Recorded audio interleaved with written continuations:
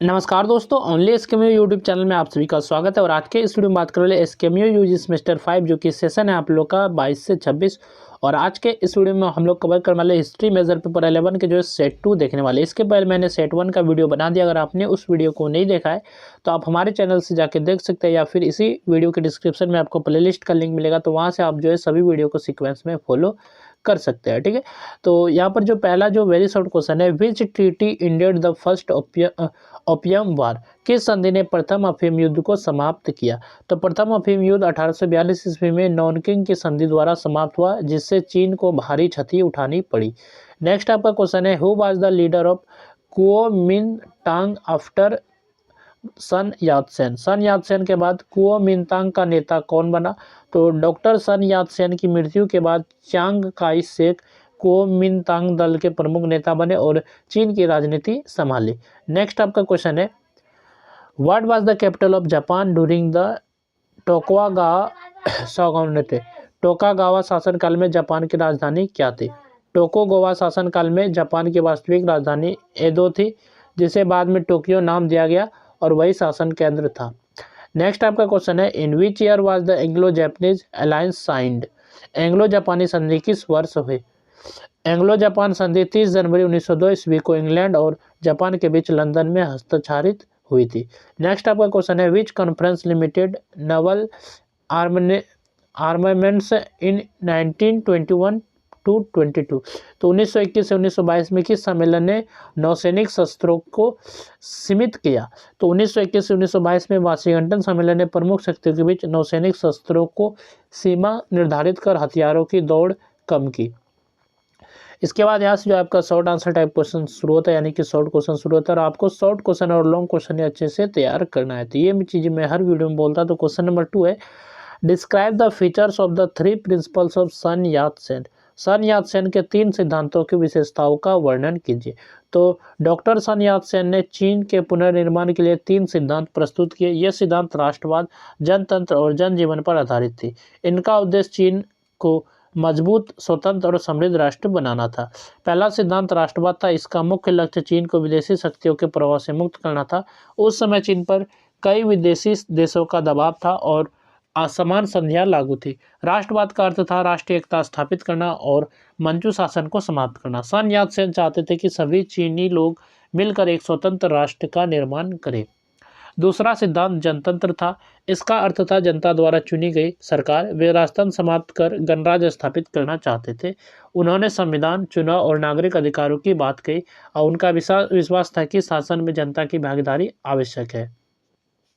तीसरा सिद्धांत जनजीवन था। इसका संबंध आर्थिक सुधारों से था। वे भूमि सुधार, कर व्यवस्था में सुधार और आर्थिक समानता के पक्ष में थे। उनका उद्देश्य था कि किसानों और मजदूरों का जीवन स्तर सुधरे और गरीबी कम हो। यह तीनों सिद्धांत चीन की क्रांति का आधार बने और आगे की राजनीतिक दिशा तय की। नेक्स्ट आपका शॉर्ट क्वेश्चन है, right A short note on the Washington conference? Washington सम्मेलन पर संक्षिप्त टिप्पणी लिखिए। तो वाशिंगटन सम्मेलन 1921 से 1922 ईस्वी में अमेरिका की राजधानी वाशिंगटन में आयोजित किया गया था। यह सम्मेलन मुख्य रूप से नौसैनिक हथियारों को होड़ को रोकने और प्रशांत महासागर क्षेत्र में शांति बनाए रखने के उद्देश्य से बुलाया गया था। इस सम्मेलन में अमेरिका, इंग्लैंड, जापान, फ्रांस और इटली सहित कुल 9 देशों ने भाग लिया। प्रथम विश्व युद्ध के बाद विश्व में हथियारों की प्रतिस्पर्धा बढ़ रही थी। विशेष रूप से अमेरिका, इंग्लैंड और जापान के बीच नौसेना निर्माण की दौड़ चल रही थी। इससे अंतर्राष्ट्रीय तनाव बढ़ रहा था। इस स्थिति को नियंत्रित करने के लिए अमेरिका ने यह सम्मेलन आयोजित किया। इस सम्मेलन की सबसे महत्वपूर्ण उपलब्धि 5 शक्तियों की संधि थी। इसके अनुसार अमेरिका, इंग्लैंड, जापान, फ्रांस और इटली ने अपने युद्धपोतों की संख्या और आकार सीमित करने पर सहमति व्यक्त की। इसके साथ ही 4 शक्तियों की संधि और 9 शक्तियों की संधि भी हुई, जिनमें चीन की स्वतंत्रता और खुले दरवाजे की नीति का समर्थन किया गया। वाशिंगटन सम्मेलन से कुछ समय के लिए हथियारों की दौड़ में कमी आई और प्रशांत क्षेत्र में संतुलन स्थापित हुआ। इससे जापान की शक्ति पर भी कुछ नियंत्रण लगा और अंतर्राष्ट्रीय संबंधों में सहयोग की भावना बढ़ी। इसके बाद यहाँ से जो आपके ग्रुप बी है, जिसमें कि लॉन्ग आंसर टाइप क्वेश्चन पूछे जाते हैं, यानी कि लॉन्ग क्वेश्चन पूछे जाते हैं। तो क्वेश्चन नंबर 4 है आपका जो है लॉन्ग क्वेश्चन है, discuss the causes and consequence of the second opium war? द्वितीय अफीम युद्ध के कारणों एवं परिणामों की विवेचना कीजिए। तो द्वितीय अफीम युद्ध 1856 से 1860 ईस्वी के बीच चीन और इंग्लैंड के मध्य लड़ा गया। बाद में फ्रांस भी इंग्लैंड के साथ शामिल हो गया। यह युद्ध प्रथम अफीम युद्ध के बाद उत्पन्न परिस्थितियों का परिणाम था। प्रथम युद्ध के बाद 1842 की नॉनकिंग संधि हुई, परंतु इंग्लैंड और अन्य विदेशी शक्तियां उससे संतुष्ट नहीं थी। वे चीन में और अधिक व्यापारिक तथा राजनीतिक अधिकार चाहती थी। इस युद्ध का पहला कारण एरो घटना थी। 1856 में चीनी अधिकारियों ने एरो नामक जहाज को पकड़ा जो ब्रिटिश ध्वज के अंतर्गत चल रहा था। इंग्लैंड ने इसे अपने सम्मान का अपमान माना और सैन्य कार्रवाई शुरू कर दी। दूसरा कारण विदेशी शक्तियों की अधिक व्यापारिक स्वतंत्रता की मांग थी। वे चीन के आंतरिक क्षेत्रों में व्यापार करना चाहती थी तथा अधिक बंदरगाह खोलने का दबाव डाल रही थी। तीसरा कारण ईसाई मशीनरियों की सुरक्षा का मुद्दा था। फ्रांस ने एक मशीनरी की हत्या को बहाना बनाकर युद्ध में भाग लिया। इसके अतिरिक्त विदेशी शक्तियां चीन में राजनयिक प्रतिनिधियों को बीजिंग में अस्थायी रूप से रहने की अनुमति चाहती थी। चीन की सरकार इन मांगों को स्वीकार करने में हिचक रही थी। इस युद्ध में चीन की सेना फिर कमजोर सिद्ध हुई। 1860 में इंग्लैंड और फ्रांस की संयुक्त सेना ने बीजिंग पर कब्जा कर लिया और सम्राट को समझौता करने पर मजबूर कर दिया। इस युद्ध के परिणाम स्वरूप 1858 की टिएनसिन संधि और 1860 की पेकिंग संधि हुई। इन संधियों के अनुसार चीन को और अधिक बंदरगाह खोलने पड़े। विदेशी राजदूतों के बीजिंग में रहने की अनुमति मिली। अफीम व्यापार को वैध मान्यता दे दी गई। चीन को भारी क्षतिपूर्ण राशि भी देनी पड़ी। द्वितीय अफीम युद्ध के परिणाम स्वरूप चीन की संप्रभुता और अधिक कमजोर हो गई। विदेशी हस्तक्षेप बढ़ गया और चीन की आर्थिक तथा राजनीतिक स्थिति बिगड़ गई। इससे चीन में असंतोष फैला और आगे चलकर राष्ट्रवादी आंदोलनों को बल मिला। नेक्स्ट आपका क्वेश्चन है, explain the achievements and failures of Chiang Kai Shek. Chiang Kai Shek की उपलब्धियों एवं असफलताओं की व्याख्या कीजिए। तो चियांग काई शेक चीन के प्रमुख राष्ट्रवादी नेता थे। डॉक्टर सन यात सेन की मृत्यु के बाद वे कुओमिंतांग दल के नेता बने। उन्होंने चीन को एकजुट करने और मजबूत राष्ट्र बनाने का प्रयास किया। उनकी उपलब्धियां और असफलताएं दोनों महत्वपूर्ण है। उनकी प्रमुख उपलब्धि 1926 से 1928 तक चलाया गया उत्तरी अभियान था। इस अभियान के द्वारा उन्होंने कई सैन्य सरदारों को पराजित किया और चीन के बड़े भाग को राष्ट्रीय सरकार के अधीन कर दिया। 1928 में नॉनकिंग में राष्ट्रीय सरकार की स्थापना हुई।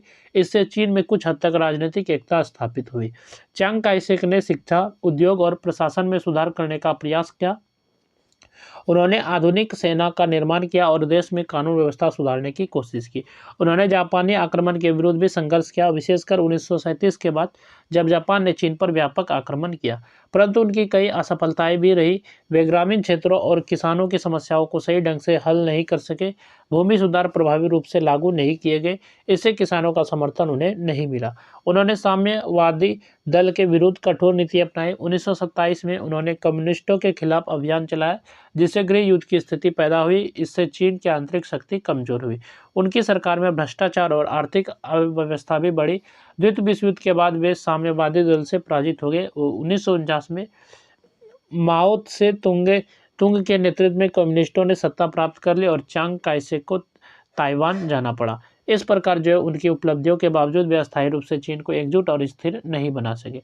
नेक्स्ट आपका क्वेश्चन है question number 6, describe the process of modernisation in Japan under the Meiji era. तो मेजी काल में जापान में आधुनिकीकरण की प्रक्रिया का वर्णन कीजिए। नेक्स्ट आपका क्वेश्चन है, analyse the rise of communism in China. तो चीन में साम्यवाद के उदय का विश्लेषण कीजिए। नेक्स्ट आपका क्वेश्चन है, discuss the importance of the Sino Japanese war of 1894 to 95। तो 1894 से 1895 के चीन जापान युद्ध के महत्व की विवेचना की जाती है। क्वेश्चन नंबर 8 है। नेक्स्ट आपका क्वेश्चन है, examine the causes of the Manchurian crisis. Manchuria संकट के कारणों का परीक्षण की जाती है। क्वेश्चन नंबर 9 है, जो कि आपका लॉन्ग क्वेश्चन है। तो यहाँ तक हम लोग ने जो सेट 2 देखा है मेजर पेपर 11 हिस्ट्री का, जो कि एसकेएमयू यूजी सेमेस्टर 5 सेशन 22 से 26 के लिए था ये वीडियो। तो चलिए फिर मिलते हैं नेक्स्ट वीडियो में, जो कि हम लोग जो सेट 3 देखने वाले। तो चलिए इस वीडियो में बस इतना है, फिर मिलते हैं नेक्स्ट वीडियो में।